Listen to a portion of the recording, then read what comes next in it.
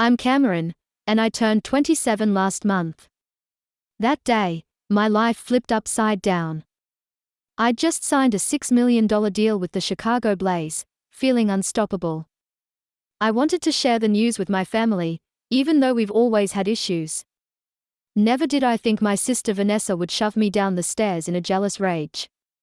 Waking up alone in a hospital bed, abandoned by my own family? That hit harder than the fall. Before I dive into how I went from that dream contract to a hospital bed, tell me where you're watching from. Leave a comment and follow along for stories that show family isn't always about blood. I grew up in a Boston suburb with my parents, Kenneth and Linda, my older sister Vanessa, 32, and my younger brother Noah, 23. We seemed like the ideal American family to outsiders. But inside? It was a different story. There was always a pecking order at home. Vanessa was the star, Noah the baby, and I was just there, often ignored. My parents showed up to every one of Vanessa's piano recitals and art shows, acting like she was a prodigy. My basketball games? They were a bother, only worth their time if nothing else was going on. Basketball's no career for a girl, my dad would scoff whenever I shared my dreams. Be practical, like Vanessa. Vanessa knew she had our parents' full support and used it against me. As kids, she'd break her own stuff and pin it on me, getting me in trouble. As we got older, her games got meaner. She'd mock my looks in front of friends or forget to tell me about family plans. "Oh, didn't Mom mention dinner at Grandma's?" she'd say with a fake smile, knowing she was supposed to tell me. By 16, I saw the truth. If I wanted anything, I'd have to earn it myself. I started working at a local grocery store, stacking shelves after school and on weekends. Every cent went into savings since I knew my parents would fund Vanessa's college, not mine.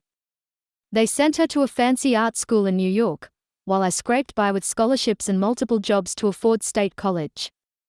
Basketball was my refuge, my fire, my way out. I'd spend hours practicing alone at the community court, drilling until every move was perfect. Even in the rain, I kept going, gripping the slippery ball. I never quit. The thud of the ball on wet pavement, the squeak of my sneakers, the swish of a clean shot, that was the rhythm of my resolve. One rainy day, Coach Sophia spotted me. She was 42, tough as steel, with a no-nonsense vibe that demanded respect. She watched me from her beat-up blue sedan for 20 minutes before walking over. "You've got raw talent," she said plainly. "But talent's nothing without discipline. Work harder than ever, and I'll help you make it something extraordinary." Sophia became more than a coach, she was the mom I always needed. She pushed me to my breaking point, believed in me when I doubted myself, and treated my dreams like they mattered. With her, I went from a raw player to a focused athlete with real promise. By senior year, college scouts were at my games. I got multiple scholarship offers and picked a Division I school with a top women's basketball program. My parents barely noticed. "Guess that'll save us some cash," my mom said when I showed them my scholarship letter, like that was all it meant. College brought me Marcus. He was a first-year law student when we literally crashed into each other at the campus coffee shop. I was hurrying to practice, he was lost in a law textbook, and my sports drink soaked his notes. I braced for anger, but he just grinned, making my heart skip. "Gives me a reason to rewrite these," he laughed, pointing at the purple-stained pages. I needed a break anyway. Marcus was unlike anyone I knew. His family was warm and supportive, and he couldn't grasp the mess I described with mine. He'd listen, shocked, as I shared childhood stories. "That's not right, Cameron," he'd say. "Families should lift each other up, not tear you down." With Marcus's support and Sophia's coaching, I shone in college. I broke school records, caught the eye of pro scouts, and earned a sports management degree as a fullback. But my heart was set on going pro. My family? They showed up to 2 games in 4 years. Vanessa had moved back home after flopping as an artist in New York, working at a gallery and whining about being underappreciated. Noah was studying business, starting to mimic my parents' attitude toward my career. Their indifference didn't stop me. I was driven to succeed, not to spite them, but to prove to myself I was enough. Every snub, every cold remark, every missed game pushed me harder. I'd make it, with or without them.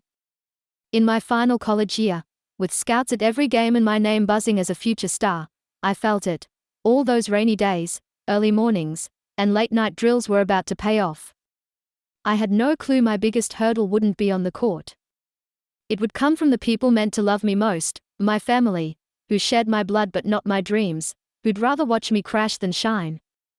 The game that changed it all was the National College Championship. We were trailing by 2 with only 10 seconds left. The ball hit my hands at the three-point line, and time seemed to freeze. I saw every player, every move, like the court was a chessboard. I faked a pass right, spun left, and launched a jump shot as the buzzer blared. The ball sailed, the arena went quiet, then exploded when it swished through the net. We won the championship, and I nailed the winning shot. Cameras caught it all, replayed across sports channels, and suddenly everyone knew my name. 3 scouts approached me after, offering business cards and big promises for my future. The Chicago Blaze, a team hungry for a comeback, pursued me hardest. Their first offer was solid, but Marcus, fresh off passing the bar and working at a sports law firm, pushed me to negotiate. "They want you bad," he said, eyeing the contract. "This is just their starting point. We can get better terms." Negotiations dragged on for 3 months, with offers bouncing back and forth. Marcus scrutinized every proposal, pointing out ways to improve it. The stress kept me up at night. What if they pull the offer? I asked Marcus, anxiety gnawing at me. What if I'm asking for too much? "They won't bail," he said, his confidence rock solid. "You're the top rookie this season. They need you more than you need them." Coach Sophia backed me up too. With her pro league connections, she kept assuring me Chicago's interest was real. "They are planning their game around you," she said. "They're already drawing up plays to highlight your strengths. They are in it for you." After endless back and forth, we sealed the deal. $6 million over 3 years, plus up to $2 million in bonuses. It was beyond my wildest dreams, proof that every practice, every sacrifice, every doubt I pushed through was worth it. Signing day felt unreal. Charles Wilson, a basketball legend and the Blazers' president, welcomed me himself. Cameras flashed as we shook hands, and I fought back tears of joy and relief. "Welcome to the family, Cameron," he said, his handshake firm, his smile warm. "You're going to help us win championships." Leaving the Blaze headquarters, contract in hand, I felt a mix of emotions. Pride and excitement surged, but a quiet sadness lingered. My family wasn't there to share this moment. Despite their neglect, I still craved their pride. In that high, I made a choice that changed everything. I decided to go home and tell them, hoping this success would make them see me. Before driving to Boston, I called Marcus from my hotel. "You sure about this?" he asked, worry in his voice. "You know how they are. Don't let them ruin this for you." "I have to try," I said. "Maybe this time they'll be proud." "No matter what, this is your win," he said. "I'm so proud of you, Cameron."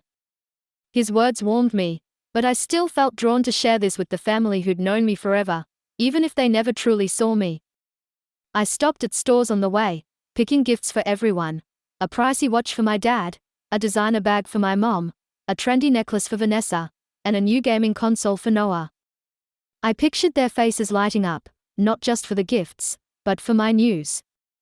Maybe they'd finally see my path was worth respecting. Driving to my childhood home, hope and nerves clashed inside me.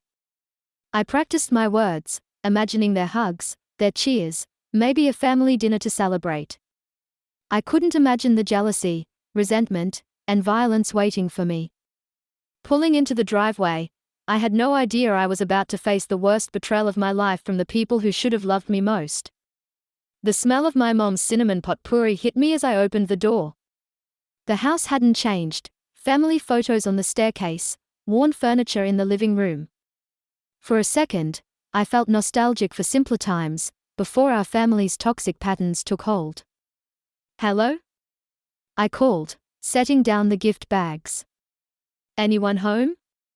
My mom came from the kitchen, drying her hands. Her smile was forced when she saw me. "Cameron, we weren't expecting you," she said, her tone hinting my visit was a hassle. "I wanted to surprise you," I said, keeping my voice bright despite her coolness. "Is everyone here?" "Dad's in the den watching TV. Vanessa and Noah will be back soon." She eyed the bags. "What's all this?" "Gifts," I said. "I've got big news to share with everyone." My dad appeared, remote in hand, looking annoyed at the interruption. "Cameron," he said with a nod. "What brings you back?" Before I could speak, the front door swung open. Vanessa strutted in, Noah trailing behind. Her eyes narrowed when she saw me, but Noah offered a faint smile. "Family reunion?" Vanessa sneered, tossing her keys on the side table. "What's the big deal?" "I've got news," I said, my heart pounding with excitement and nerves. "Can we all sit down for a minute?" We settled in the living room, a heavy silence hanging over us. I took a deep breath and let it out. "I signed a contract with the Chicago Blaze," I said, pride creeping into my voice. $6 million over 3 years, plus bonuses. The room went quiet, like the air had been sucked out. My dad's eyebrows lifted, showing rare surprise. My mom's mouth opened, then closed, searching for words. Noah looked impressed, but Vanessa froze, her knuckles white as she clutched her purse. $6 million, my dad said, his voice thick with disbelief. "Yeah," I nodded, reaching for the gift bags. "I wanted to celebrate with you all. I brought presents." "Presents?" my mom echoed, staring at the bags. I handed out the gifts, explaining each one. My dad studied the watch, his face torn between liking it and something darker, like resentment. My mom touched the designer bag, her expression blank. Noah lit up over the gaming console, diving into its features. Then came Vanessa. She opened the jewelry box slowly, staring at the necklace without touching it. "I remembered you liked this designer from a magazine last year," I said, hoping to see her soften. Instead, she slammed the box shut and set it on the coffee table with a thud. "Nice of you to flash your cash," she said, her voice sharp with scorn. "Feels good to show off, huh?" "Vanessa," my mom said weakly, not really meaning it. "No, Mom, let's be real," Vanessa snapped, her voice louder now. "Cameron waltzes in with her fancy contract, thinking she can buy our love with gifts. That's it, right?" My face burned with hurt. "That's not what this is," I said. "I just wanted to share my joy with you." "Your joy," Vanessa mocked. "It's always about you, isn't it? Even when you're gone, it's all Cameron this and Cameron that from your coach and boyfriend. Poor me, stuck in a dead-end job while my sister's a sports star." "No one's talking about me," I said, confused by her anger. "I haven't heard from you all in months." "Right," she laughed, bitter. "Then why's Mrs. Jenkins next door asking me how proud I am of my famous sister? Why do gallery customers ask if I'm related to the basketball star and look let down when I'm just the sales clerk?" The room tensed as Vanessa's jealousy poured out. To my shock, my parents didn't calm her down, they joined her. "You always make it about you, Cameron," my dad said, setting the watch beside Vanessa's necklace. "Showing up, flaunting your success, acting like we owe you gratitude for your handouts." "Handouts?" I said, stunned. "They are gifts. I thought you'd be happy for me." "Happy you're chasing a dream that'll end with one injury," my mom added. "Happy you're living a fantasy instead of something real, like Vanessa's tried to do?" I couldn't believe it. Vanessa, who quit art school and worked part-time, was the responsible one. I had a degree, a pro contract, stability, yet I was still the family letdown. I also wanted to share that I'm buying a house, I said, trying to shift back to good news. Big enough for all of us, if you want to visit or move near Chicago. That was a mistake. Vanessa's face twisted with fury. Now you're buying us a house, like we are your charity case? Do you hear how arrogant you sound? That's not what I meant, I said, feeling things unravel. I just thought we could be closer. We don't need your money or pity, my dad said coldly. Some of us have pride. Those 3 words, she deserved it, confirmed my worst fears. My family didn't just fail to love me, they wanted me to suffer. A steady beep from a heart monitor broke through the darkness. Each pulse pulled me closer to waking. My eyelids felt like lead, but when I opened them, harsh hospital lights stabbed my head with pain. She's waking up, a woman's voice said to my right. Get Dr. Alexander. I tried turning my head, but a neck brace held me still. Panic surged as I realized I couldn't move. Don't move, the woman said, stepping into view. Her blue scrubs and name tag read Isabel, RN. You've been in an accident. Not an accident, I thought. Vanessa pushed me. My family stood by. My throat was too dry to speak, only a hoarse croak came out. Here, Isabel said, offering a straw. Small sips. The water soothed my throat like nothing ever had. After a few sips, I rasped, How long? You've been out for 3 days, Isabel said, her eyes kind. Do you remember what happened? Before I could respond, a tall man in a white coat walked in, clipboard in hand. Miss Coleman, I'm Dr. Alexander. Good to see you awake. You gave us a scare. The next hour was a whirlwind of tests, questions, and crushing news. I had a severe concussion, 3 broken ribs, a fractured wrist, and spine damage.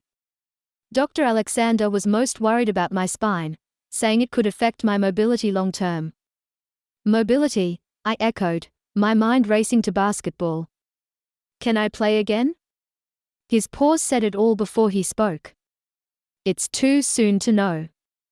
You'll need months of therapy, maybe surgery. Playing professionally might be off the table for a while, or forever. His words hit like another fall. My contract, my dreams, everything I'd fought for, now dangled by a thread.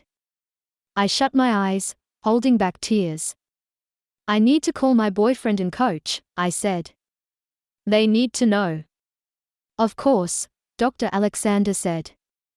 Nurse Isabel will get you a phone. Should we contact your family? No one's visited, but we can reach out with contact info. His words chilled me. No one came. Not my parents, not my siblings, not one checked if I was alive after they saw me fall.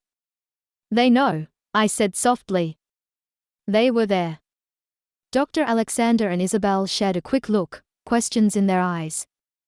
Before they could ask, I said I needed rest. Really, I needed time to process this betrayal, this proof my family's indifference had turned cruel. That evening, Isabel came back to check my vitals.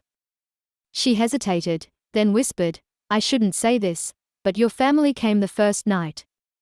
They didn't ask about you. They just took your phone, wallet, and keys. Hospital rules let family take them. I'm sorry. Her words twisted like a knife. They didn't care if I was okay, they came to grab my stuff, like scavengers. Thanks for telling me, I whispered, tears spilling down my face. Isabel squeezed my hand and left, leaving me alone with the beeping monitors and the heavy weight of abandonment. The next morning, my door flew open. Marcus rushed in, face pale with worry. Seeing me bandaged and hooked to machines, his expression turned to horror. Cameron, he said, crossing the room in 3 strides to hold my good hand. What happened? I've been calling for days. Everything poured out, sobs, rage, and all. I told him about going home, the gifts, Vanessa's jealousy, my parents' betrayal, the fall, waking up alone, and learning they took my things. Marcus listened, his grip tightening with every word. When I finished, he was shaking with anger. "They'll pay for this," he said, his voice low and deadly calm. "This wasn't an accident. It was assault, and they left you to die. They took my phone," I realized. "Have you tried calling them?" "Every day since you missed our check-in," Marcus said. "Your phone went to voicemail. I called your parents' house once. Your dad said you weren't there, then they stopped answering. I was about to file a missing persons report when the hospital called, using your wallet's emergency contact info from your car." "My car?" I'd forgotten it was still at their house, probably another thing they'd try to take. "There's more," I said, fear creeping in from Dr. Alexander's words. "The doctor says I might never play again.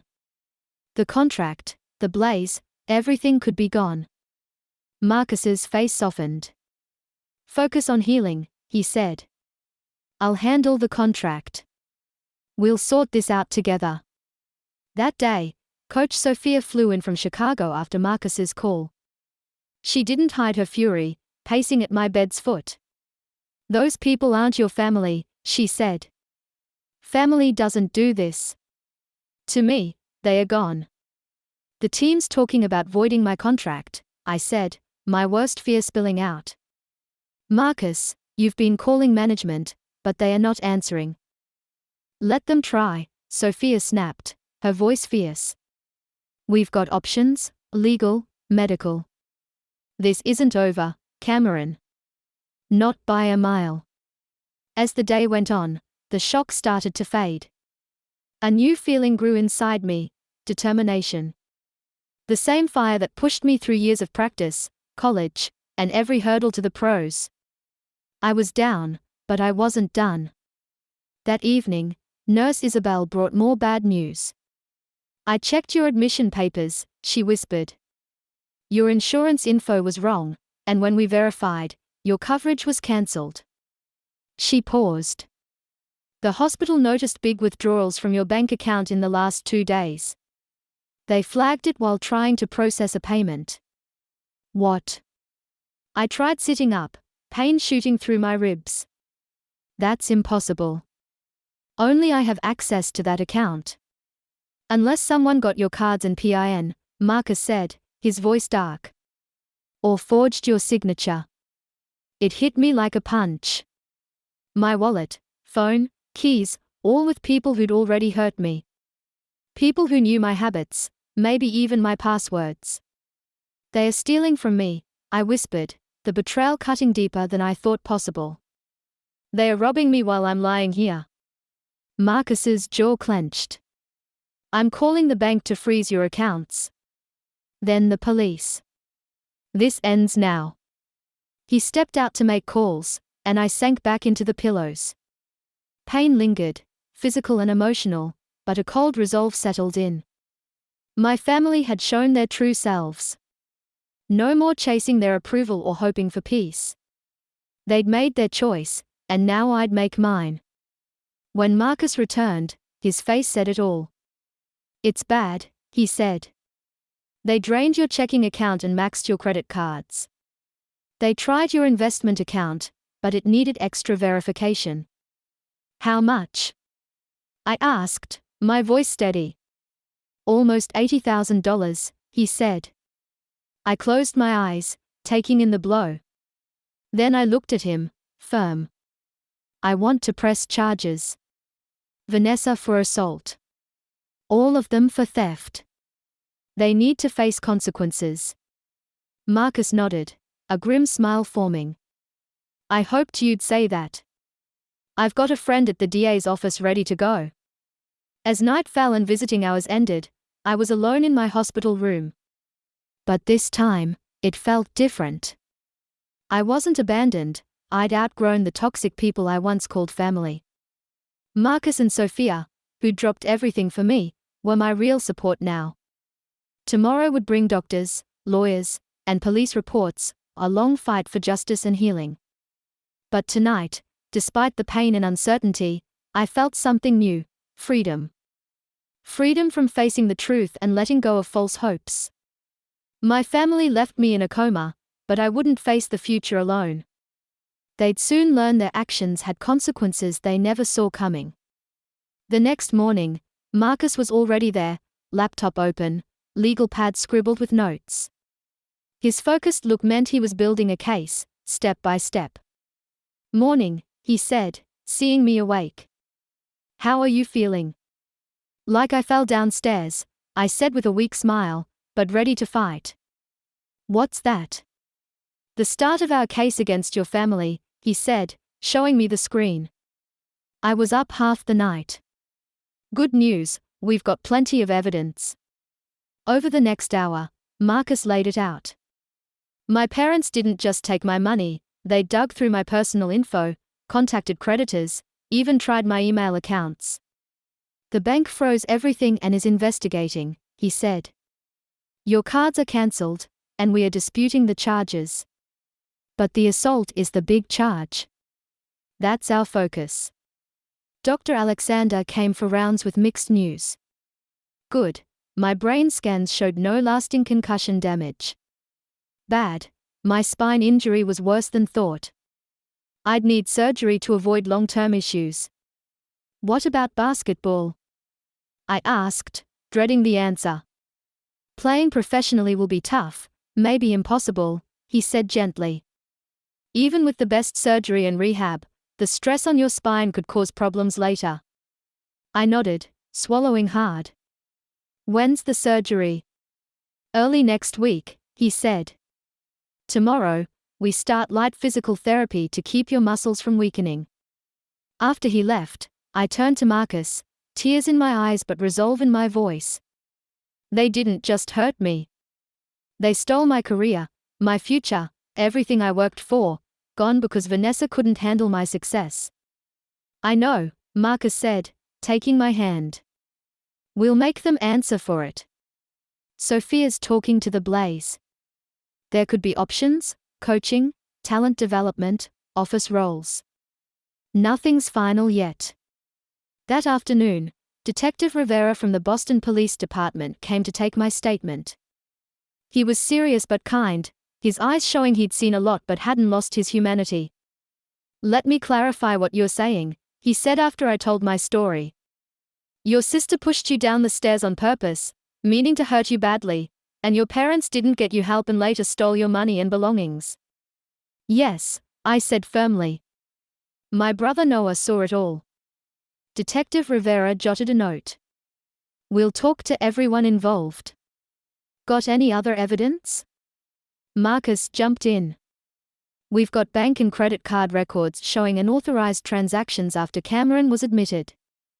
Hospital records also show her family took her stuff without asking about her condition."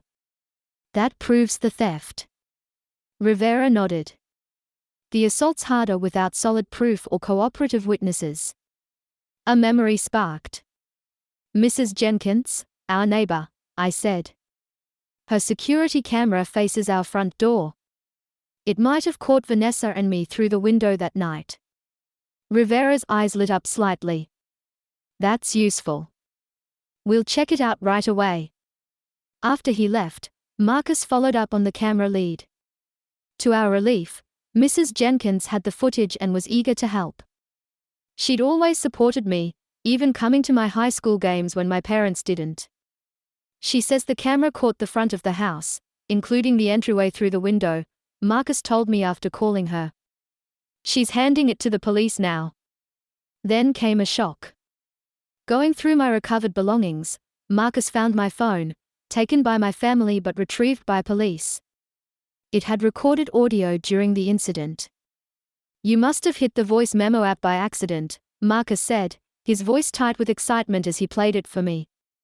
The audio wasn't crystal clear, but it captured Vanessa's bitter accusations, my parents' cold dismissal of my success, and the critical moment: "You always play the victim.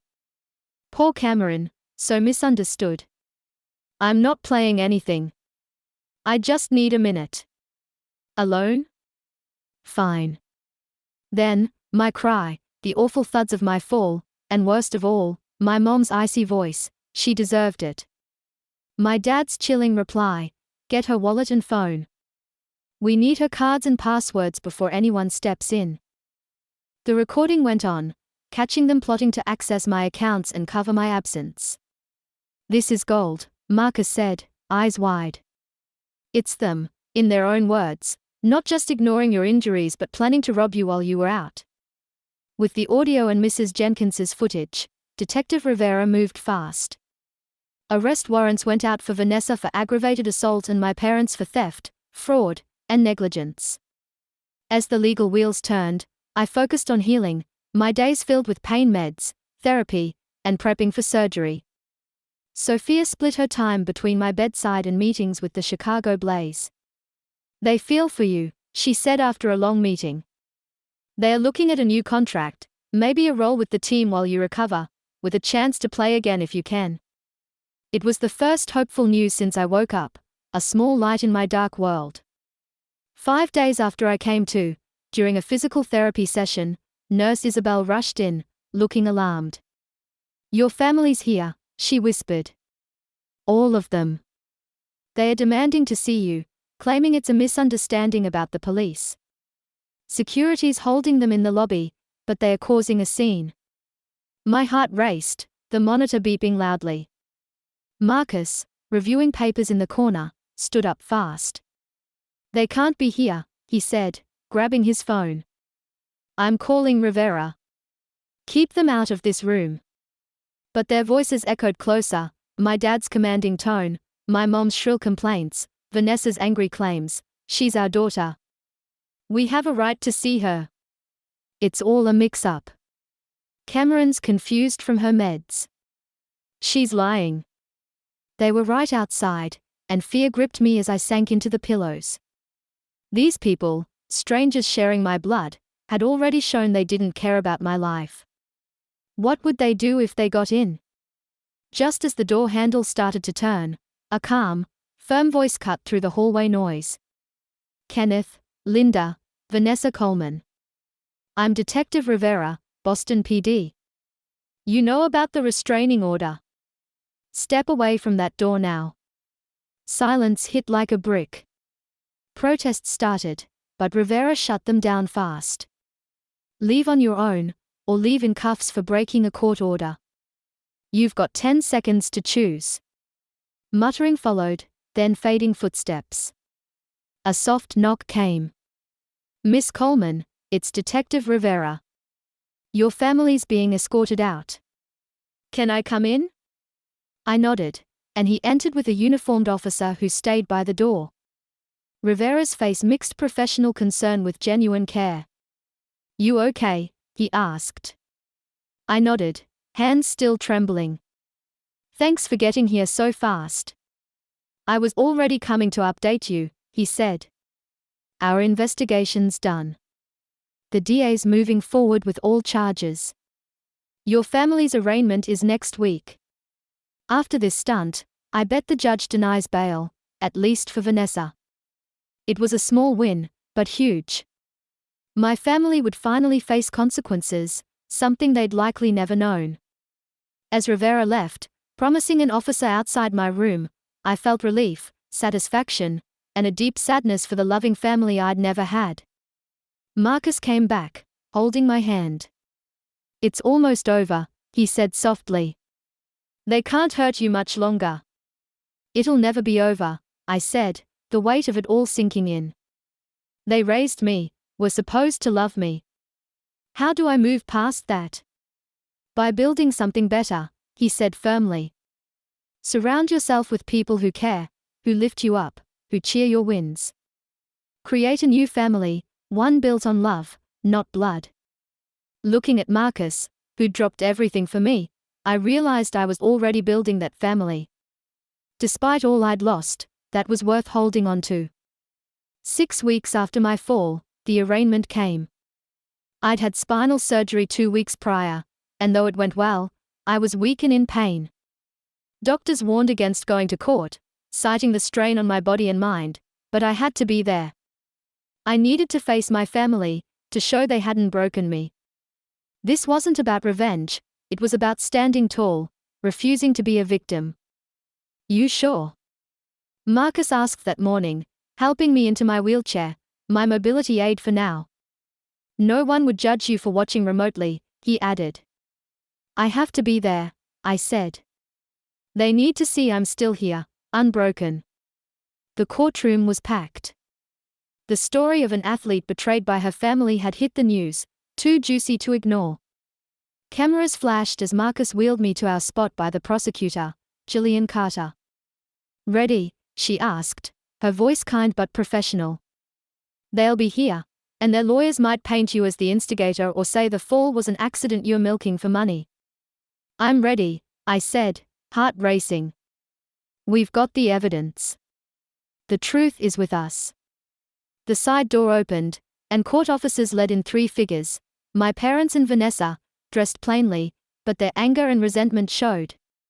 They seemed smaller, less threatening than in my memories, just people who'd done something awful. Their eyes swept the courtroom, landing on me. My dad's face hardened. My mom looked away, avoiding my gaze. Vanessa stared, her expression bold but tinged with what might have been fear. The hearing started with the charges read aloud. Vanessa faced aggravated assault. My parents got theft, fraud, negligence, and conspiracy. All pleaded not guilty, no surprise there. The prosecutor laid out our evidence.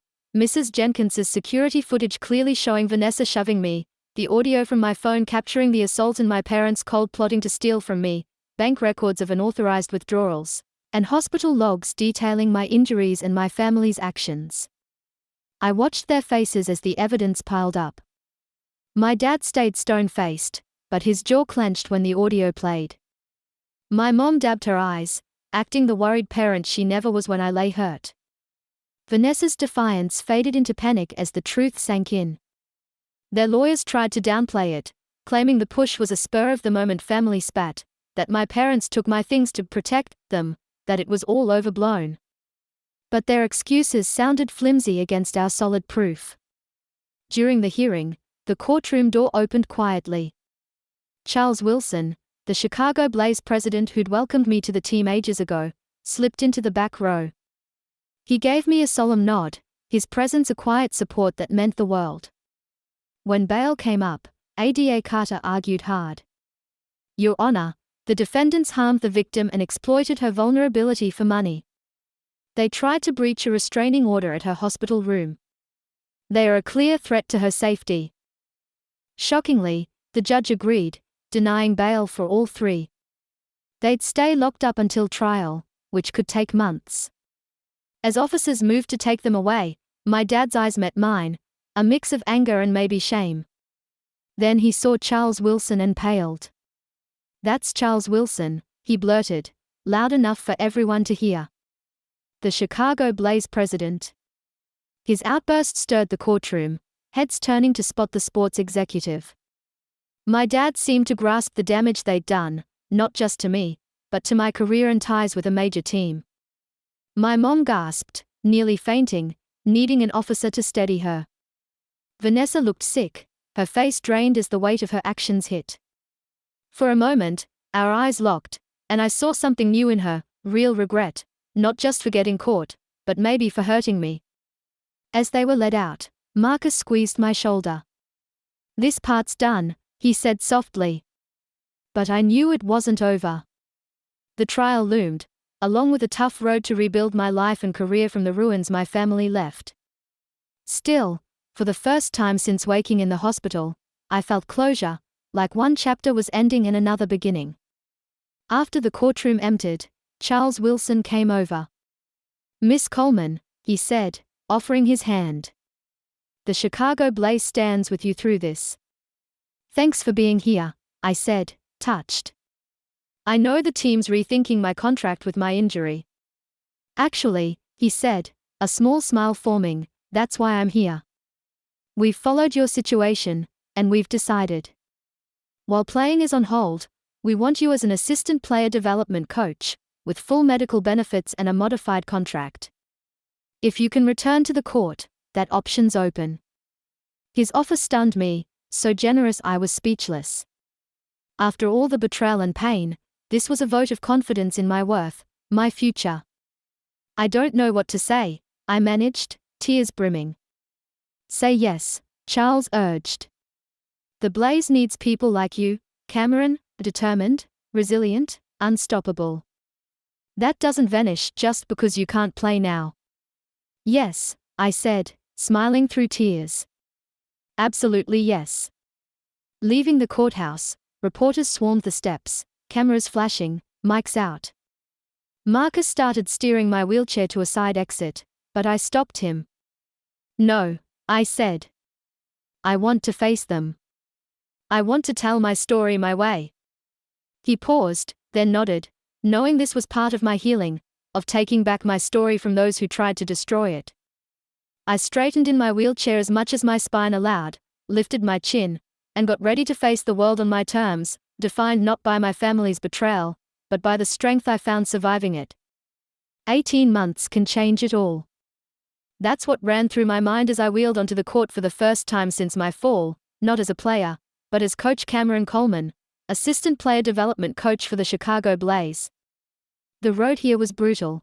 3 spine surgeries, endless physical therapy, days when pain pinned me to bed, nights when nightmares of betrayal woke me screaming. But there were wins too, moving from a wheelchair to a walker, then crutches, then a cane. Last month, I took my first steps alone in over a year, shaky, but all mine. The trial ended 6 months after the arraignment. Vanessa got 5 years for assault, with parole possible after 3. My parents each got 3 years and had to repay the money they stole. The cash didn't matter to me, but the public record of their crimes did. I haven't spoken to them since court. My mom sent self-pitying letters, hinting I'd framed them. I stopped reading after the 3rd. My dad's pride kept him silent, no fake apologies. Noah shocked me, though. My little brother, who watched the assault but didn't join the theft, reached out through Marcus 6 months post-trial. I don't deserve forgiveness, he wrote. I was a coward, standing by as they hurt you. I'm trying to change, seeing a therapist, cutting ties with Mom, Dad, and Vanessa. I'm so sorry. I didn't reply right away, unsure about letting any family back in. After talking with Marcus and my therapist, I agreed to a supervised meeting. Noah was nervous, fidgeting with his coffee, avoiding my eyes. He looked older than 24. I don't know how to apologize, he whispered. Then don't, I said gently. Just tell me why they hated me. Why'd you go along? It hurt, but we needed that talk. Noah said our parents always favored Vanessa, her need for attention shaping our family. He, the youngest, took the easy path, siding with them. It wasn't about you, he said. It was their insecurities. Vanessa couldn't stand your talent, your success without their help. Mom and Dad hated that you didn't need them like she did. Forgiveness isn't a light switch you flip on and off. It's a winding path, full of hesitations and small steps forward. When Noah reached out, his letter trembling with regret, I didn't forgive him that day. Or the next. The hurt was too raw, the memory of his silence as Vanessa pushed me down the stairs too vivid. But I cracked the door open, just a sliver. Over time, with cautious meetings and halting conversations, we've started building something, fragile, like a seedling in rocky soil, but real. Marcus has been my anchor through the storm.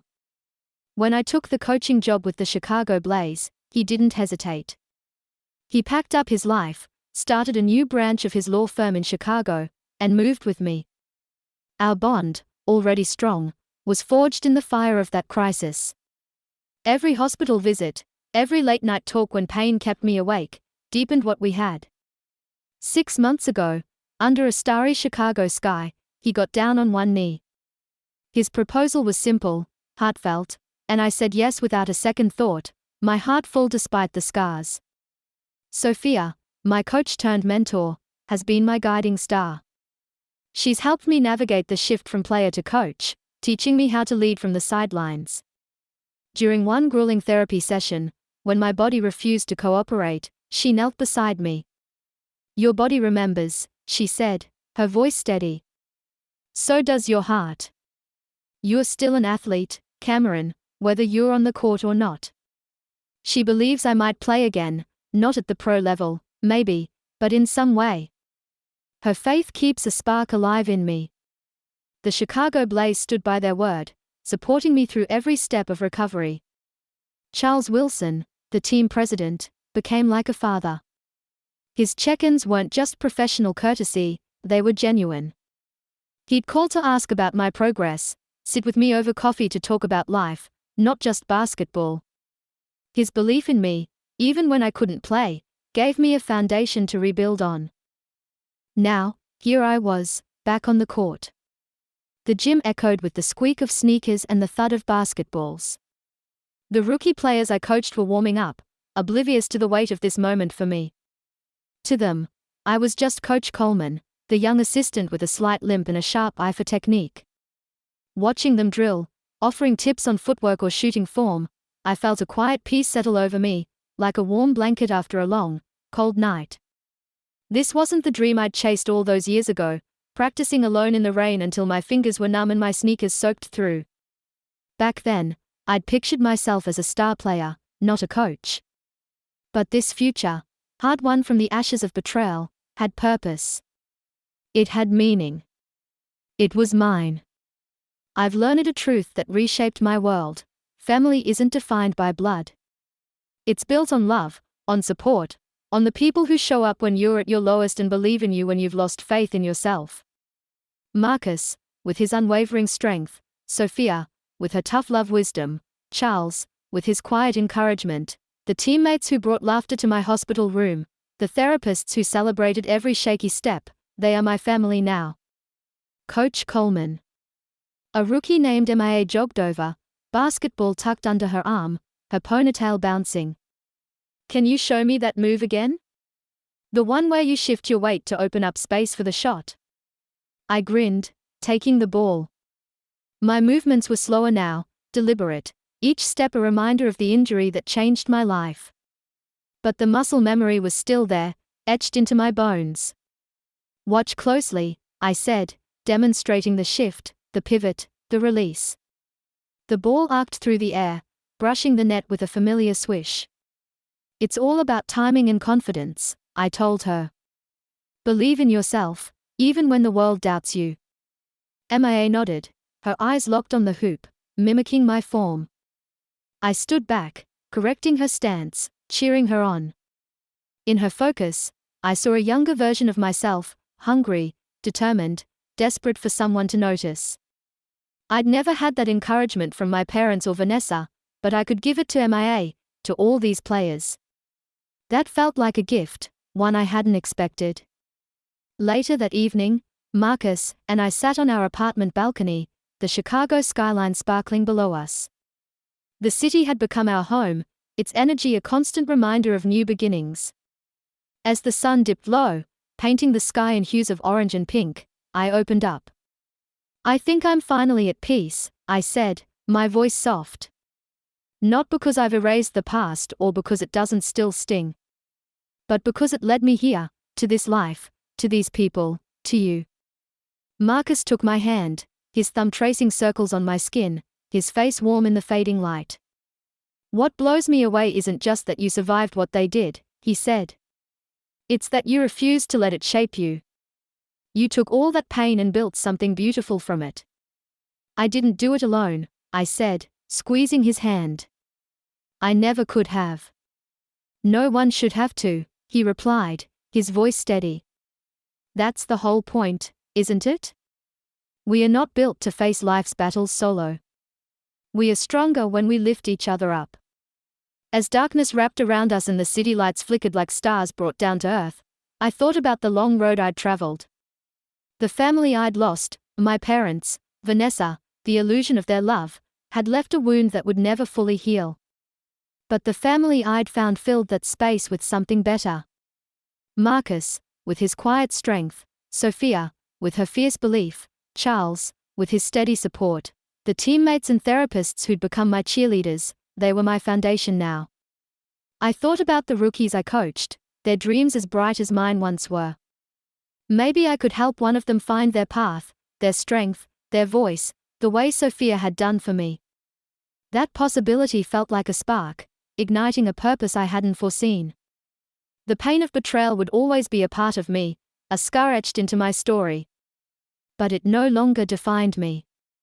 It was just one chapter in a larger tale, one that kept unfolding in ways I couldn't have imagined back when I was a kid, shooting hoops in the rain, dreaming of a future I thought only the court could give me. In that moment, with Marcus's hand in mine, Chicago's night sky stretching above, my future brimmed with possibilities I was only beginning to explore. I hadn't just survived my family's betrayal, I'd risen above it, stronger, wiser, and surrounded by people who saw me for who I was. The journey hadn't been easy. There were days when the pain, physical and emotional, felt like it might swallow me whole. After the trial, when the sentences were handed down, I'd expected relief, but instead, I felt a hollow ache. Vanessa's 5-year sentence, my parents' 3 years each, the restitution orders, it was justice, but it didn't erase the years of neglect, the sting of their words, the violence of that fall. I'd lie awake at night, replaying my mom's cold voice, "She deserved it." Those words still cut, even now. But healing came in small moments. The first time I stood without a cane, my legs trembling but holding me up, I cried, not from pain, but from pride. The first time I laughed with Marcus over a silly movie, forgetting the hospital bed for a moment, I felt alive again. The first time a rookie thanked me for a tip that won them a game, I felt purpose. Noah's re-entry into my life was another layer of this complex healing. Our meetings were awkward at first, stilted conversations over coffee in a neutral cafe. He'd fidget, guilt-heavy in his eyes, and I'd struggle to trust him. But he kept showing up, kept trying. He told me about his therapy, his efforts to unlearn the toxic patterns our family had ingrained in him. "I should have spoken up," he said once, voice breaking. "I saw you fall, and I froze. I'll carry that forever." I didn't have words to ease his guilt, but I listened. Over time, I saw sincerity in his actions, small gestures, like texting to check on my recovery, or sending me a photo of a sunset, knowing I loved them. It wasn't forgiveness yet, but it was a start. Maybe one day, we'd be more than tentative allies. Maybe we'd be family again, in a new way. Sophia's mentorship gave me a roadmap for my new role. She'd sit with me after practice, going over drills, teaching me how to spot potential in players the way she'd seen it in me. "You've got an eye for this," she'd say, her tough exterior softening. "You see what they need, not just on the court, but in their hearts." Her words carried me through days when I doubted myself, when the limp in my step felt like a reminder of what I'd lost. Charles Wilson's support was quieter but just as vital. He'd drop by the gym unannounced, not to check on my work but to see how I was holding up. Once, over lunch, he shared his own story of overcoming a career-ending injury as a young player. "The court isn't the only place you prove yourself," he said. "You're doing that every day, Cameron, just by showing up." The rookies, too, became part of my new world. MIA, with her fierce drive, reminded me of myself at her age. Another player, Jada, had a quiet strength that shone when she thought no one was watching. Coaching them, I found myself giving the encouragement I'd longed for as a kid, the kind my parents never offered. Every time I corrected a form or cheered a good shot, I felt like I was rewriting a piece of my own past. Marcus and I built a life together, brick by brick. Our apartment, with its cozy balcony and view of the city, became a sanctuary.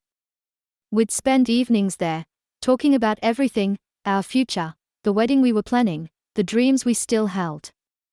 He'd tease me about my terrible cooking, and I'd laugh, reminding him he wasn't much better. Those moments, simple and warm, were my proof that love could heal what hate had broken. The betrayal still lingered, a shadow that crept in on quiet nights.